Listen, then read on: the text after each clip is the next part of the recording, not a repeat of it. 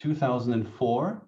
It was an accident. I just thought it would be nice to ask the customers if they like what we do.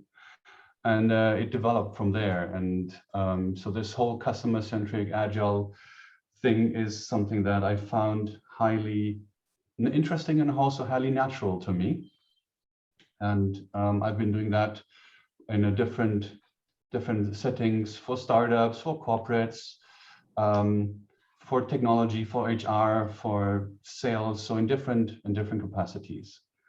And yeah, I offer to share a little bit my experience, and let's see where we go. So this is the first event of that kind.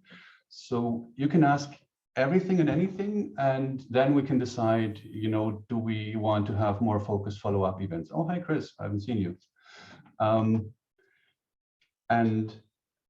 Yeah, so, and also thank you for Antai to be my my interviewer or my conversation partner in this.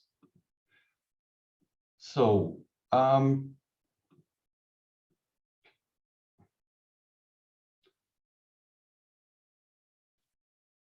was the welcome. The first thing I would like to ask you is, what is your experience level with Scrum and Agile? On a scale from 0 to 10, where would you put yourself? So please think of your own number and put it in the chat so I have a rough idea about your self-estimation.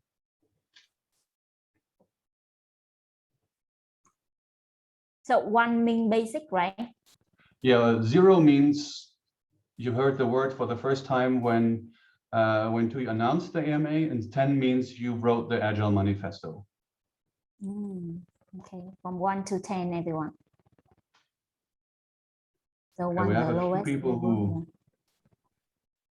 are very experienced. We have a few people who have some experience. We have some people who are new to the topic.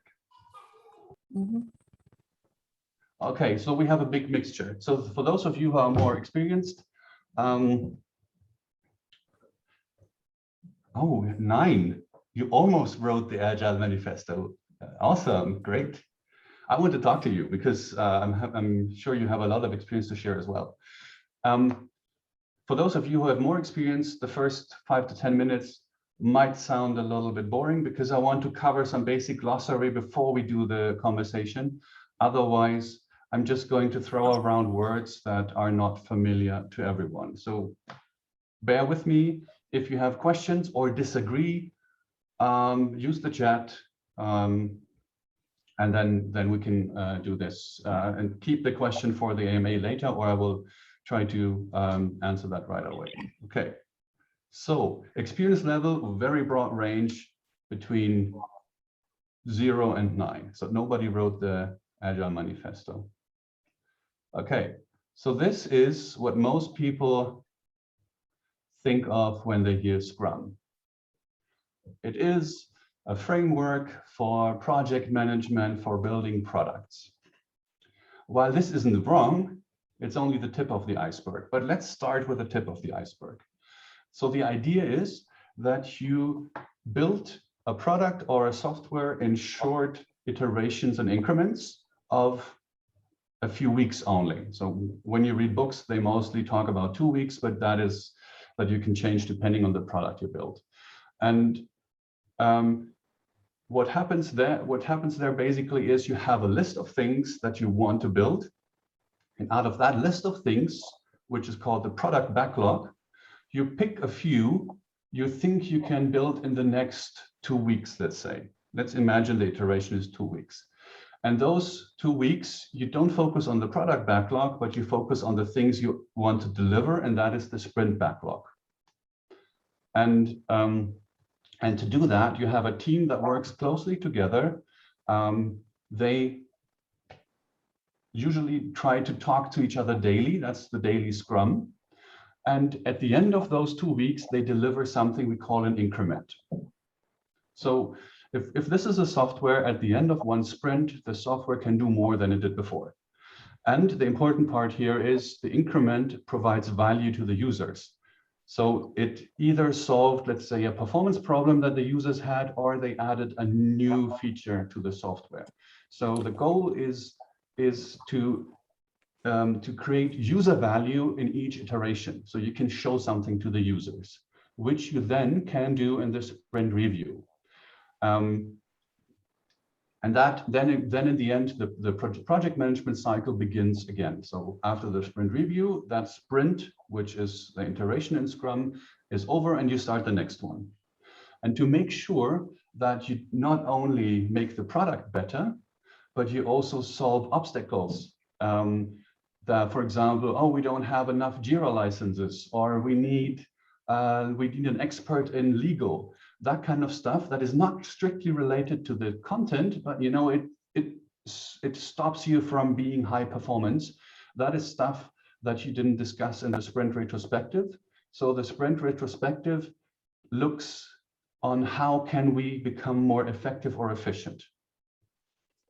How can we work better? How can we learn more, become better? So what can we do to be in a better position to create an awesome product? So this is the basic mechanics. And if you read about Scrum, and if you take a class or look at a video, this is what you get. The problem is that this is, like I said, only the tip of the iceberg. So the question is, why are all those things designed the way they are? So why are they good ideas? And I will give you one example. For example, in the sprint planning, the whole team plans the sprint. That is what most Scrum guides tell you. But of course, you might ask yourself, why do 6 or 7, or I read a question, even 20 people need to plan the whole sprint? The reason why Scrum suggests this is if everybody plans the sprint, then everybody knows what there is to do, everybody knows the goal of the sprint, and everybody knows what they can contribute. So it's not about we have to do this together, but the goal is we are on the same page, what's going to happen in this sprint. And if you find a different way of doing this, then of course you don't need everybody in the sprint planning. So that is one important thing, that these items in Scrum, if you just do them to do them, they don't help you much. But if you understand them, why they were suggested this way, then you can also adjust them in a way that fits you better. Whenever I work with teams who start using Scrum, and let's say 6 months later, they still use Scrum the exact same way, my first question or my first statement is you didn't understand what it's about, because they just use it as a robotic mechanical thing. So Scrum comes with 3 roles. One is the product owner, one is the Scrum Master, and the third one is the development team. Sometimes you will find different names for this, especially for the development team. But these are the basic 3 roles that most Scrum guides describe. The main responsibility of the product owner is to build the right product. The main responsibility of the development team is to build the product right. And the main responsibility of the Scrum Master is to make sure is to build a high performance environment for both of them. So the team can deliver to the best of their power, skills, and knowledge, and the product owner can do the same. And those are completely different roles, responsibilities. No role is the boss of another role. That is very important. You have just different focus, and then you work together of turning this into a successful product. That is the idea. So one thing I read once is, what I found very helpful in a very simple word is the product owner knows, or he gets the why and turns it into the what. So why are we doing this? We want to sell more things, or like an online shop, we want to sell on the French market. So what do we need to do this? Okay, we need translate product description into French. We need to make sure all the payment methods the French people love to use are accepted. And then the team gets those what's, and they define how to get there. So the team's job is to actually turn that into tasks, technical tasks. So if you look at the initial idea of Scrum, the product owner, it does not have a technical background. The product owner, of course, learns something about the technology, but in the end, the product owner says, this is where I think we should go. How do we get there? And then the team answers that question. So that is the general idea. Okay. It comes with, where is it here? Principles. It comes, so as it turns out, and now we're going below the surface in the iceberg. It turns out this works best when you have certain things in place in the organization. You have collaboration, so people with different skill sets can work together. You have iterative development, so this whole iteration thing makes it very powerful, because if you make a mistake, you can correct it 2 weeks later. So you're not going in the wrong direction for half a year. And of course, you also need to prioritize, as a product owner, you need to prioritize the features you develop based on value. So because the features that provide the most value to the customers usually are also the features that return them the biggest revenue, if we're talking in business terms here. So I'm not going to go deeper into that, but I might use it later to answer on one of your questions if needed. So that is just a basic overview of Scrum. There's more. It comes with a few attitudes, or they call it values. I like that word, attitude, better. And I also have the Agile Manifesto, but this is not a Scrum training. This is an AMA. So maybe we get back to that with your questions, but I'm not going to force that onto you right now. Okay. So if you have questions, put them in the Slido. If you haven't done already, look at the Slido and vote for the question in the Slido, and then I am ready to go. Anne, are you too? Yeah, thank you, Alex, for your quick introduction to Scrum. Yeah, I think we are ready to go to the, I think the most interesting part of today's session is the, Slido question answer. Yeah. So I think at first, let me share the slide. Yeah. Can you all see my screen? Okay. Thank you.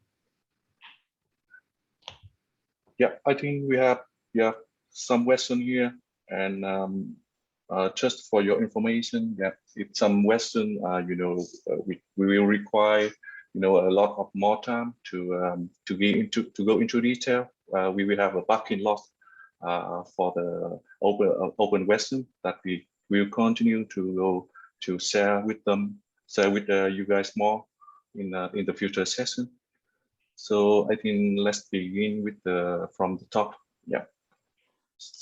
And the first question we have today is, my client wants to estimate story using both storyboard and mandates. What do you think? Yeah, I think this is an interesting question, because I think based on Scrum, the official, estimation methodology, using poker planning, and so that's we will use storyboards. But sometimes, based on the client or based on the request from the stakeholder, then sometimes we need to read the estimation in time. And can we do that in Scrum, Alex, or can we combine them together? Mm-hmm. So, well, my first question in that situation would be, which problem are we trying to solve with duplicating estimation? And I'm assuming that the client wants to do, let's say, some time planning. So if we estimate the effort, we know when it's done. And the thing about estimating time is we are not good at it, simply speaking. Everything that is bigger than a few hours or a few days is really hard to estimate accurately. To give you an example, who of you knows exactly what time they're gonna leave the office next year on June 1st? It's impossible to know because you don't know what you're gonna do then. So the thing with estimating time is we're not good at it. And if we estimate time, it gives a sense of accuracy that is not there. So I can understand the need of the clients to do that because they want to plan. But if I were in that situation and that was the need, I would probably try to explain to them what the story behind the story points is. And if they need that estimation, there are good arguments for not using number-based estimation or no estimation at all. Jan, looking at you, but that's a different conversation. But let's assume we want some estimation and we want we want some numbers that somehow translate into hours.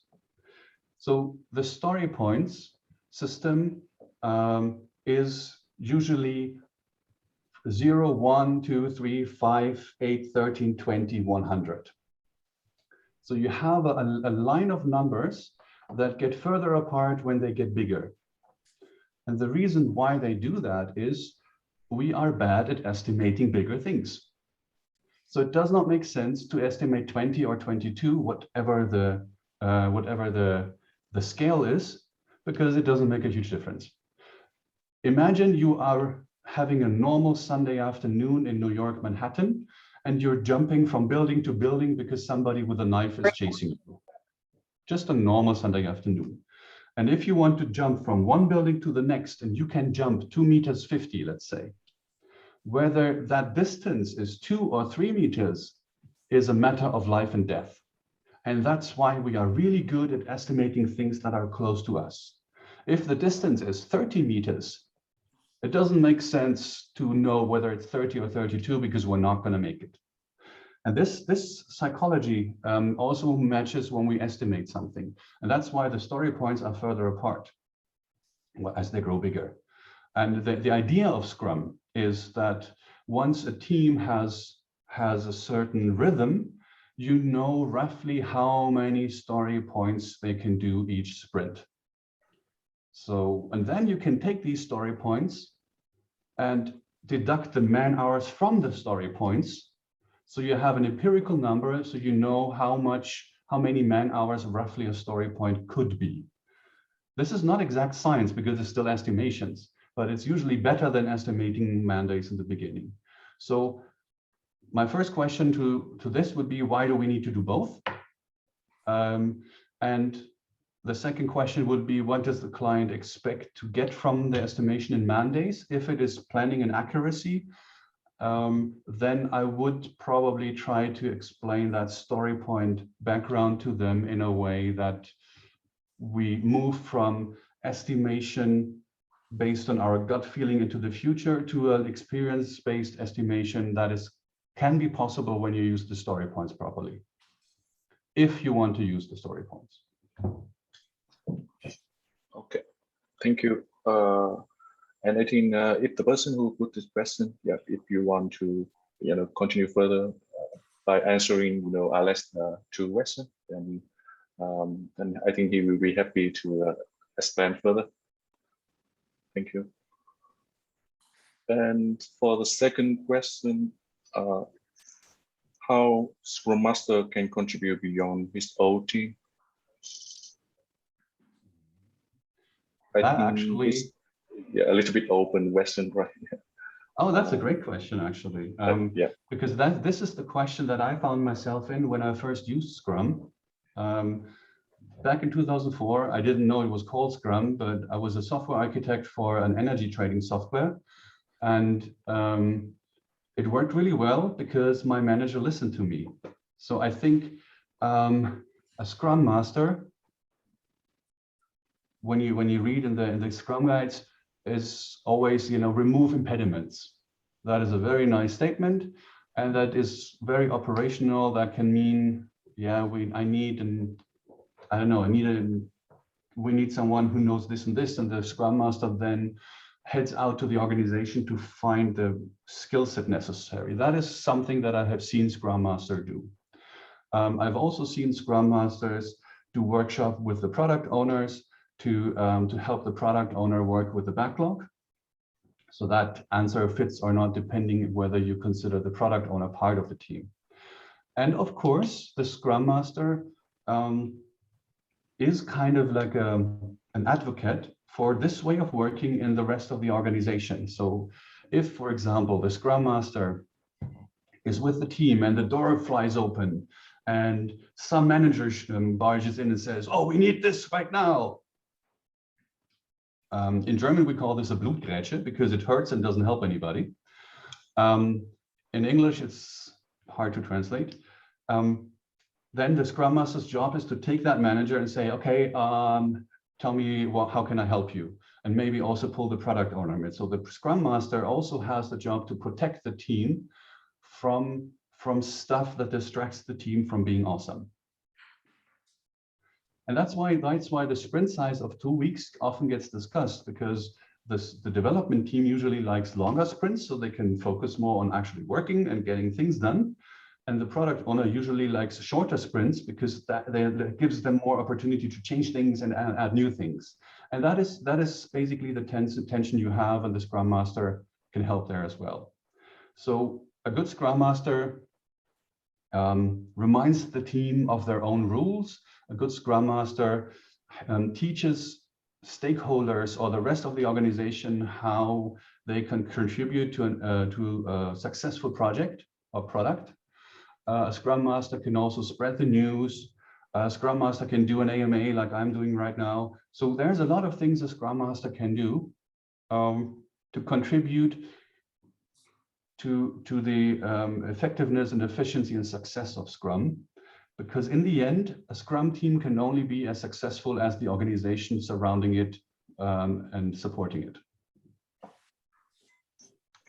Thank you, Alex. Yeah, I think in my experience also, in previous project that I work on, sometimes, when the development team are trying to adapt with Scrum, and the manager on the organization level, they always try to interrupt with the Scrum by changing the priority frequently and asking when is the deadline for this and this. I think that's you're right. The Scrum Master can contribute that by protect the team, and also training the organization level to be more agile, then they can adapt to me.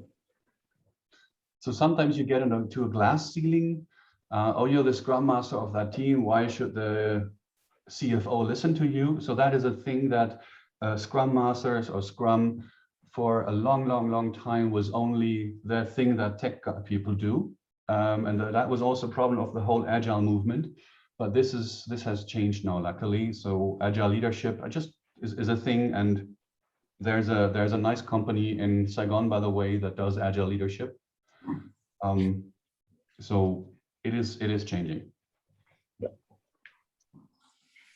Okay, let's move to the next question. Can you share some Scrum common pitfalls? Or hidden risks? Yeah. Wow, how much time do you have? So some pitfalls. I think the first pitfall is not asking which problem we're trying to solve, either with Scrum or with something that people like or dislike about Scrum. That is the first question I try to ask as a coach or Scrum Master when people say, oh, we need to change this. And I say, okay, which problem are we solving right now? I think that is a pitfall, to jumping to the solution without understanding the problem. And one pitfall is also to take Scrum as the project framework, as I mentioned earlier, too literally, and say this is how we do it, but not understanding why it is designed the way it is, so you know how to change it properly to your benefit without losing the intention. The biggest pitfall I can imagine is not having the retrospective, because that is the only place where you actually improve things that are not the project. So even though it's not very popular with some people, having a retrospective is extremely important. Otherwise, you don't learn. And if you don't learn, you don't get better. And if you don't get better, you make the same mistakes over and over again.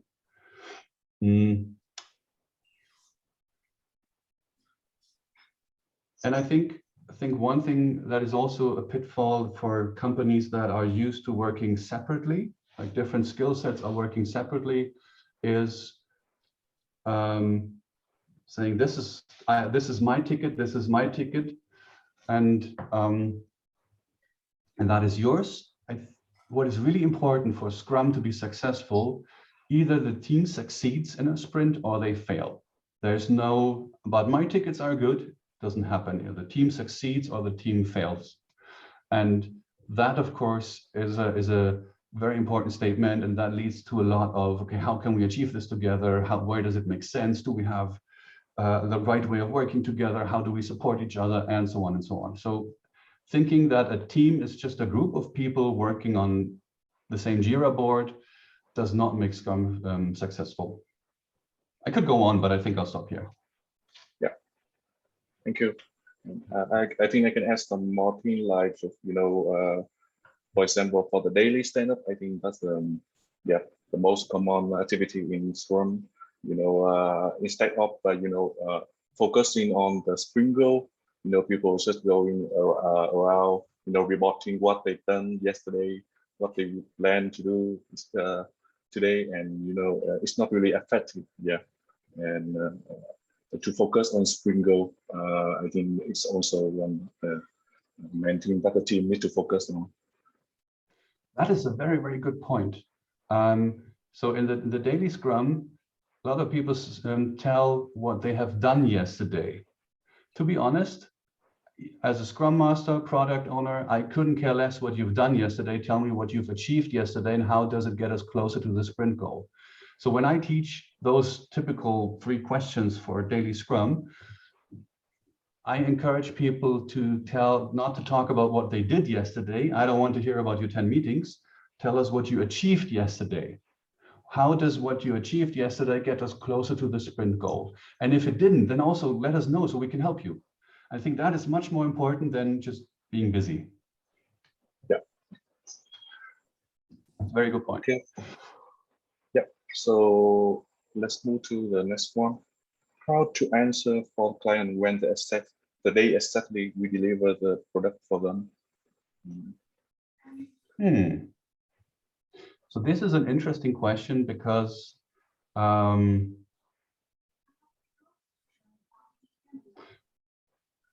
the client asks, when do you deliver the product? We've all been in software development long enough. We know a product is never finished. So I think the question here is not when exactly do you deliver, but what do you expect to be delivered first? And there's a few ways. I think the question is more like, when the client asks, when do you expect this feature that we really want to up into production? Yeah, something like that. Okay, so let me think. Let's imagine you have a setup, you have a team, they have a 2-week sprint, and for sake of simplicity, they can do 5 or 10 stories for every sprint. So then you can just count down the backlog, the product backlog. 10 stories, 10 stories, 10 stories, 3 sprints, 6 weeks, done. Of course, that's not 100% accurate, but it's better than any estimation than we usually do. If you start estimating the hours, first of all, even if you are good at estimating the effort you put into a feature, we don't work on all those features 8 hours a day with full brain force all the time. So there's so many variables in there, it's highly inaccurate. So if they ask exactly, try to use what you know about the speed of the team and the product backlog to predict it. That is usually more accurate than counting hours.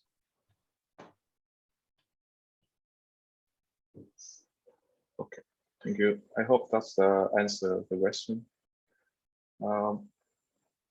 Let's move on quickly to the next one. Should we let the developer try Scrum master role so they can have another point of view of this role? For example, switch role every sprint. I know quite a few teams that rotate the role of Scrum Master. So they don't have a dedicated Scrum Master, but they have the Scrum Master within the team. However, in my experience, those are more experienced teams because the Scrum Master has an outside view on the team, and a team member, per definition, has an inside view. So it's not easy to do that. And also it depends on the exact role of the Scrum Master. If the Scrum Master role is mostly focused on reminding the rest of the team, hey, it's our daily Scrum now, hey, I'm preparing the retrospective, that is much easier than taking the part of a Scrum Master's role that looks at the team dynamic and tries to improve and grow the team, which is much harder from the outside. So it depends on the definition of the Scrum Master role, but it definitely, I would encourage people to take the role on. If the team has some experience, I would not do this from zero. I think that can also be done, by the way. Like you have one team member taking the Scrum Master role, and then you have an Agile coach or experienced Scrum Master meeting with them once or twice a week and answering questions, so like some mentoring going on. I agree. The next question is, how might we integrate and apply Scrum with both design and development team? The answer to this question is coming straight out of an MBA textbook. It depends.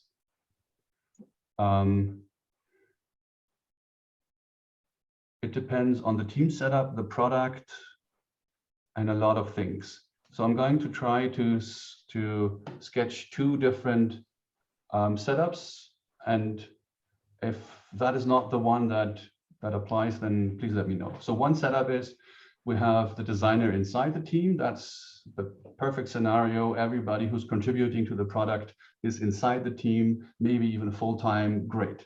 Well, then of course the designer and the dev team would just work together on a daily basis. So there's actually, the team fails or succeeds as a whole, so the team works together as a whole. That is the easiest scenario. Usually also not the scenario we have at hand. So let's imagine design is outside of the development team. So then you can either say the design is the input for the development team, which is sometimes the case.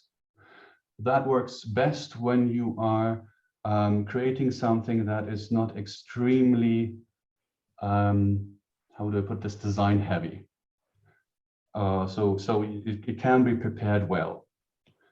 And but of course, if creating the design and the product goes hand in hand, it's a little bit more complicated because there will be iterations for the design and there will be iterations for the dev, for the software. So I have seen teams doing, for example, instead of a software development sprint, doing a 1 week, let's say, Google design sprint together with the designer. So the designer didn't need to be on the team full time, but they spent a week together to understand the product better and find basic design guidelines to make everything easier in the future. So you can mitigate that a little bit. You can also do, if the designer is inside the team, you can do like these research tasks. I think they're called spikes in Jira. So there are different ways, but the best answer I can give you right now is that it depends.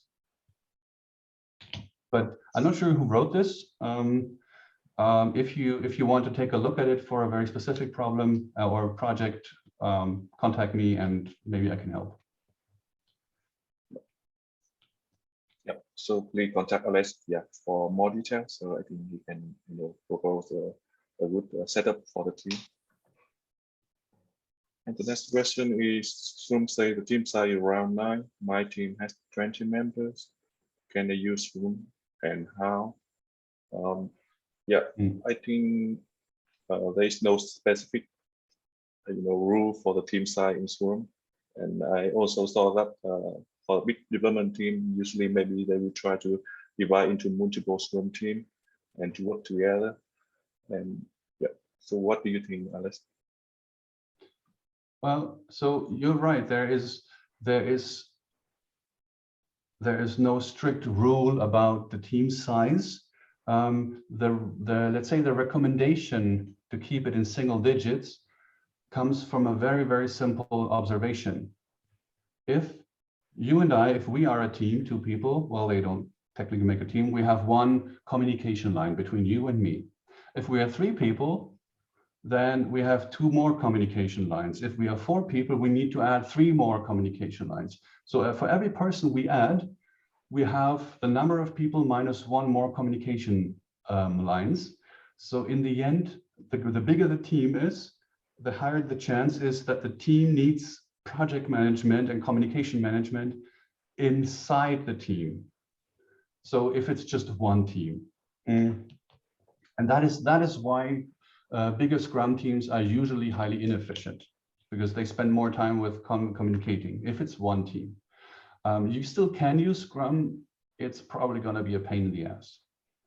What I would try, as you just said, and I would try to find a good cut to put that into two teams and see how to combine those teams. I see less in the chat. So there are, I don't think for 20 people we need less, but the idea is we split up the 20 people into, for example, teams that focus on specific features, or that have the responsibility for a certain part of the whole application.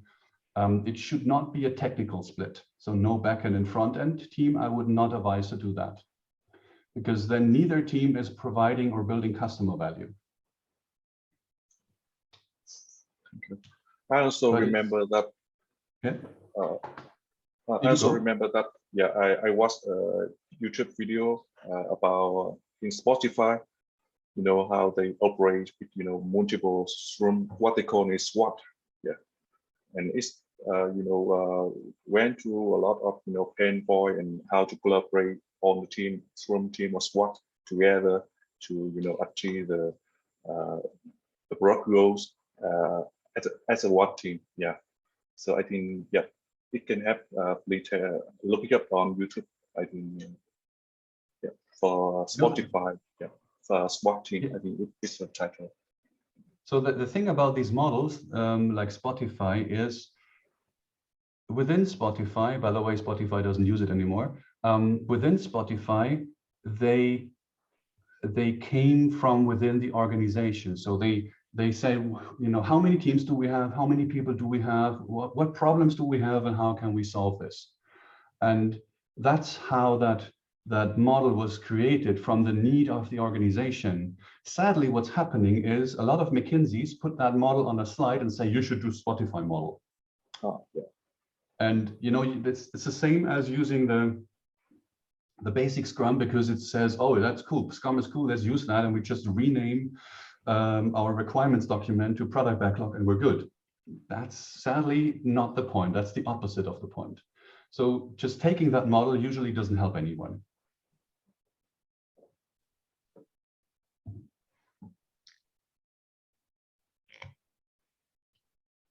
So let's move to the next next question. If the ticket is then in the screen, what should we do? Moving it to the next screen without change or splitting the ticket when releasing the estimation? Again, my question is, which problem are we solving here? I think the most common thing that I experience is that, for example, if the user story, hasn't been finished, to fully to qualify or for the finished term by the end of spring. Usually, the lesson for the team is that should be, divide into two user story. One describe what has been done in this sprint, and the other, user story to be prepared for the next sprint. I think that's what usually people will do in this case. Okay, then my next question would be, why wasn't it finished? Was it not finished because it was too big? Was it not finished because someone in the team got sick and wasn't here to help? Was it not finished because some things were more complicated, or we forgot something that we need to do? Or was it not finished because we depend on something outside the team and we didn't get the information? So those are just 5 things I can imagine right now that could be the reason. So that's why I cannot give you a one-size-fits-all answer for this. Find out the reason and talk about how to make it better in the retrospectives. Both options can be fine. So moving into the next sprint without changes makes sense if you were waiting for something that you need to actually get started, I could imagine, or splitting the ticket could make sense if you have created value. So the idea of a done ticket is we have created value. That's the general idea. So if you have created value, then you, of course, you can split it and close one and yes, celebrate the small win and move the rest to the next sprint. So once I worked with a team, they were really eager about doing it right.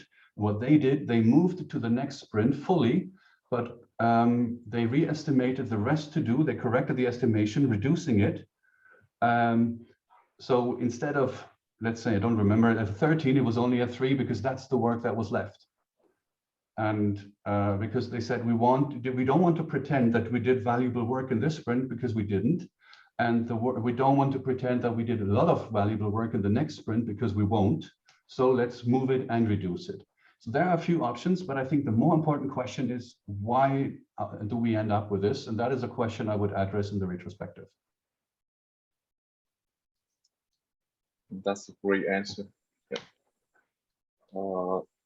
And for Zan, yeah, he put up the question for scale project.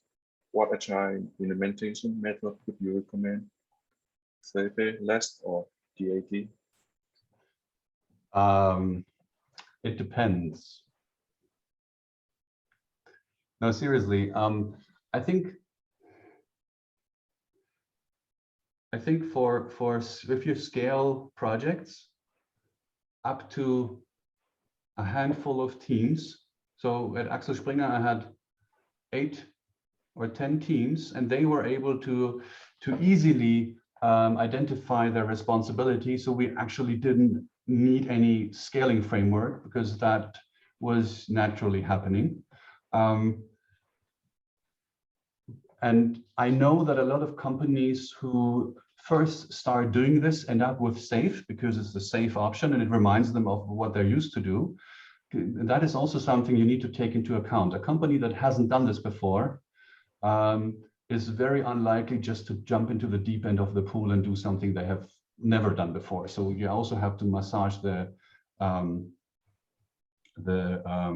comfort zone. Personally, I am a fan of less because it gives a lot of responsibility and self-organization to the teams, and it, in my opinion, is very much aligned with the whole system thinking mindset and sociology-based background. But yeah, then other than that, it depends. Was that your question? Oh, yeah, it was your question, Jan, right? Yes, correct. Okay, so did that help you, or what were you aiming at? No, that's for me. It was just I was curious what you, as a very experienced person, prefer if you come to a larger, because I often went into these situations that I had a larger scale, or like they came and have we have now a lot of people, let's do some work. And I mean, in your role, you sometimes have to help them to build a system. And I mean, often I had these SAFe things. I'm not a fan of SAFe. For me, it's a lot of overhead. You use for me, the DAD works sometimes better, like this disciplined agile delivery that works for me sometimes, mostly the best when I work with a lot of techies. But if you have management involved, for me it was always like it went to a SAFe thing. I know less only from the basics, so I was really curious what you, as as an expert or a very experienced person in that field I would recommend you to use when you come into a larger Scrum environment where you still can shape things? Well, let me put it that way. Less is usually a very hard starting point because it moves from management is in control to it's all your responsibility too quickly. So usually there is, as a coach, I always try to start with where the people are, not where I think they should be. And that gap is the one that usually also is different than you expect. Okay. Thank you, Chan.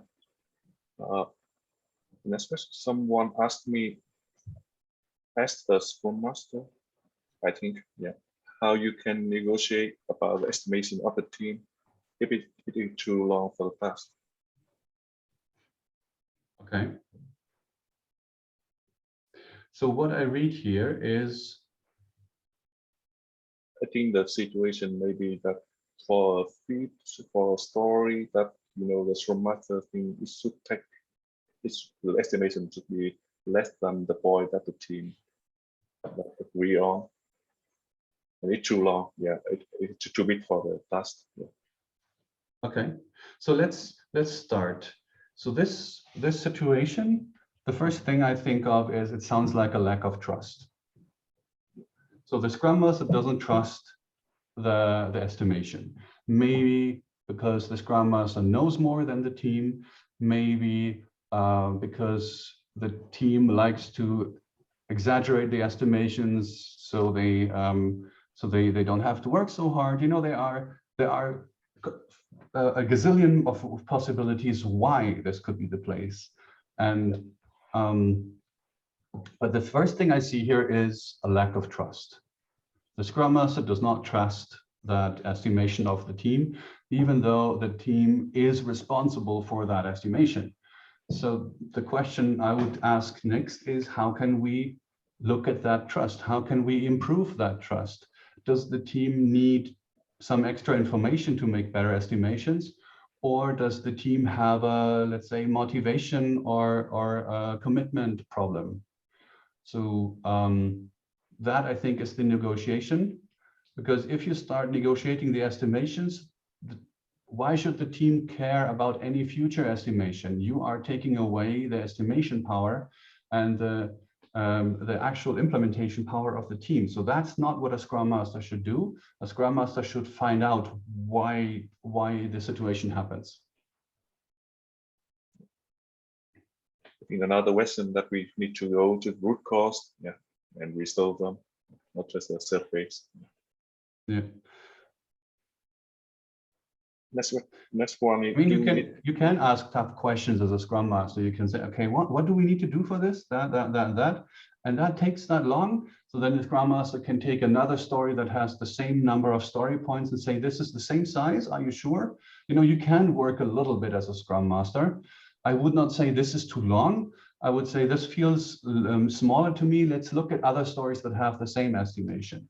That is maybe the only, let's say, practical tip I can give you. The actually real advice is try to find out why it is that way.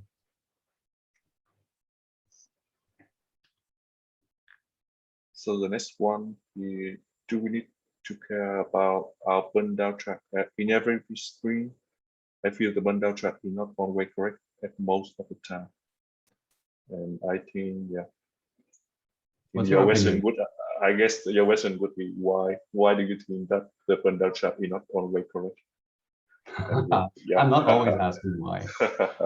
Yes. So the first thing is it useful?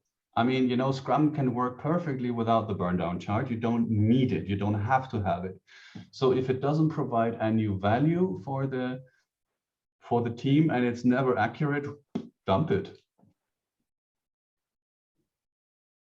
And if you use Jira and if you use, if you are, it's more or less consistent with how you use Jira, you can use the automatic burn down chart, and I mean, it's always a It's never perfect, it's never correct, because if you count the tasks, then the tasks can be different sizes. If you count the story points, then you can only close something at the end of the sprint. And so it's never extremely accurate, but it can be helpful in just taking a look at it. Are we roughly on track? But if nobody does that, and if you are successful anyway, then don't do burned out charts.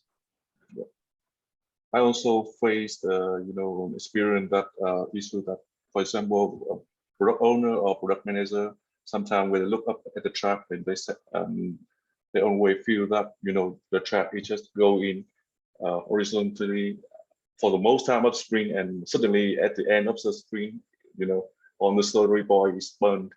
And I think they keep asking the question why and how can we improve that. And I think, in my opinion, that sometimes, it's just about how the sprint goal, how the team has achieved, not how it should be in a way that people expect.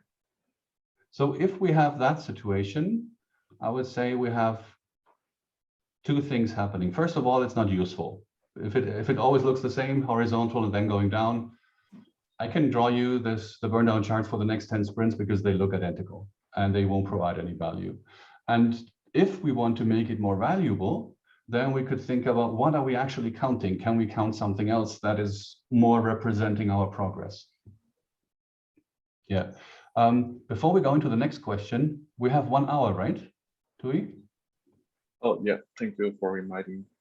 Yeah. We have 1 hour, so I suggest that you can do the last question that you feel interesting to answer. And for the rest, I remember that you already request to create the Scrum and Agile Slack channel on NSQ. So later on, you can reply, answer the question and put it in the Slack channel. Yeah. Mm-hmm. Okay, I'm going to take actually the next one, because that is something that can be a very long or a very short answer, and I'm going to pick the short one.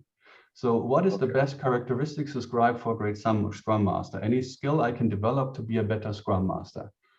In my experience, the best Scrum Masters are the ones who are good at listening and observing. And with listening, I mean active listening in the way that you ask questions and that you listen to understand. Many people listen to reply. Oh, I'm listening to you, but I can't wait to say something. That is very common. I do that too.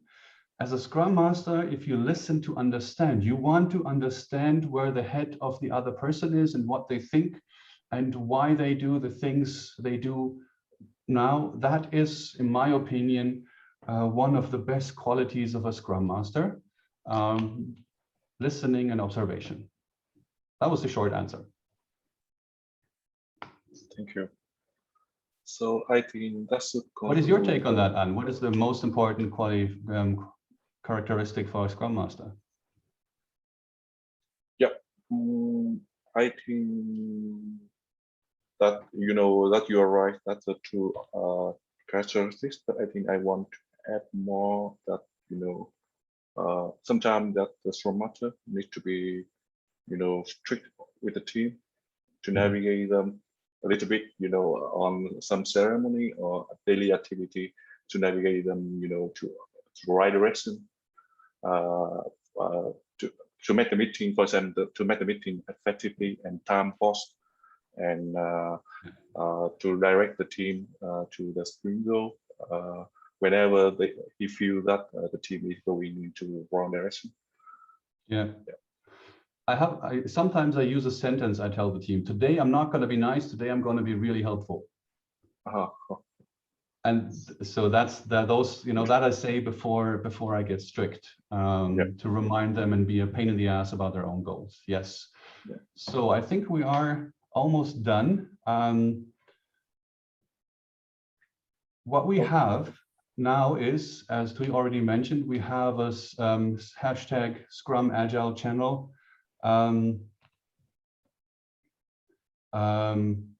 We have a channel in Slack, so feel free to join, ask questions there, and depending on what's happening, we're also going to look at the remaining questions. So make suggestions about future events or the more experience of you, please contribute. It's not a one-man show or a two-man show or a 2 men and 1 women show.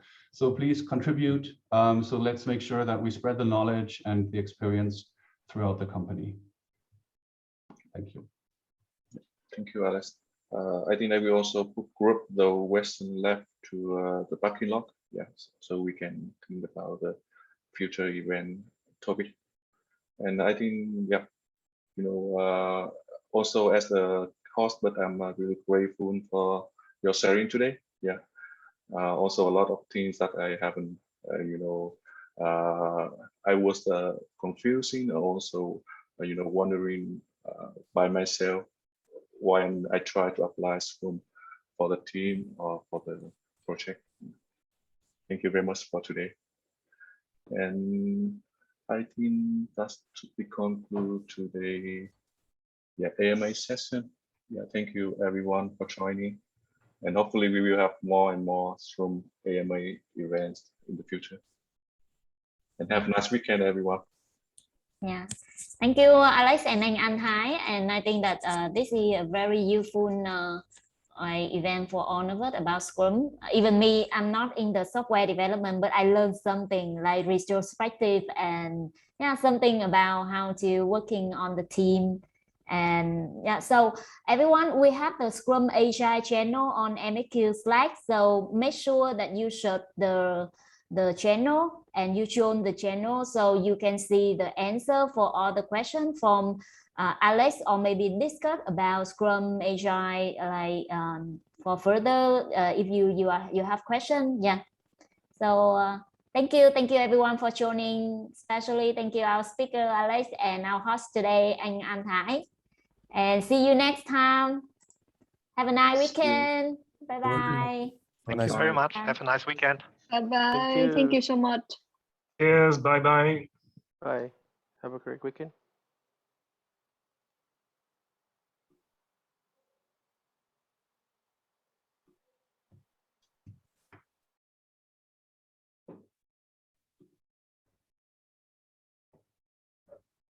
Okay.